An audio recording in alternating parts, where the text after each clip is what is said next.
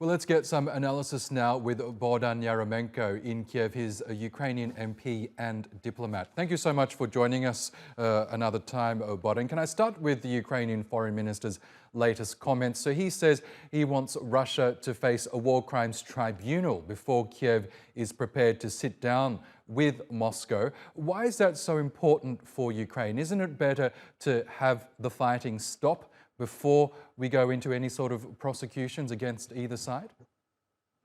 Good evening, Oscar. So basically, I believe Minister Kuleba was quite explicit in explaining Ukraine's position. But if you would allow me, I could just underline that our position is just reflecting the truth of the life. And the truth is that Russia is not looking for peace. It's looking for military victory. And everything Russia is doing is continuing aggression against Ukraine. So under the condition that Russian troops is continuing to storm our cities, towns, and Russian missiles are attacking on their everyday basis Ukrainian cities and killing our civilians, what kind of peace we could negotiate? Basically, they looking for Ukraine to surround her. We see no reason for us to surround her. We would better take a chance to defend ourselves and to push the enemy out of our territory. And basically, our approach to the issue, the general approach, includes our understanding that at this time we shouldn't allow, because we see Russia violating the peace and violating the international rules for quite a while, if not for centuries, then at least for a couple of the past decades. We saw it in Georgia, we saw it in Moldova. So we believe this time, especially taking into account the scale of the atrocities committed by the Russian Federation. So we shouldn't be just speaking about the military ways of stopping Russia, but also of punishment for those who is responsible for these terrible losses in human rights, for both, by the way, for Ukrainians and Russians as well. Yes, it does seem like both sides are in very rock-solid positions.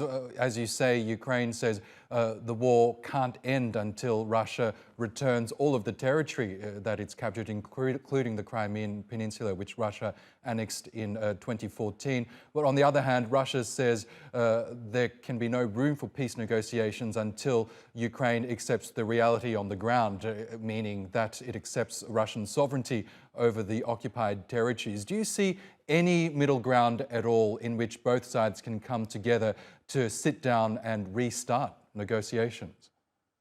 Again, allow me please to remind you again the situation in South Ossetia and in Abkhazia, let's say, so with the Georgian territories.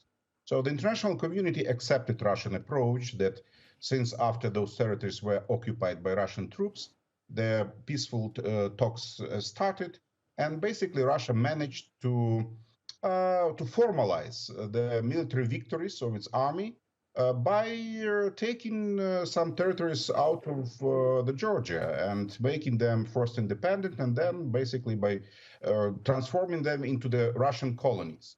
So we see this approach of speaking peace without stopping the military aggression of Russian Federation to be ineffective one. So that's why we would not allow us to trick the way that Georgians were tricked. We would not allow Russia to fool us around. So we understand that they're looking for territorial gains. And as soon as we will not liberate our territories, it will mean that they would repeat it. They would repeat those attempts in some other places, maybe in Ukraine, maybe someplace else, because we follow in Russian propaganda and we see them threatening the Baltic states. We see them threatening Poland, some other nations. So we're ready to serve as a good example for international community how the conflicts should be resolved for future. And we need to stop the aggressor, to punish the aggressor, and then to restore peace and justice. Okay, Bohdan Yaremenko, we will have to leave it there, but great to get your analysis as always. Thank you again for joining us.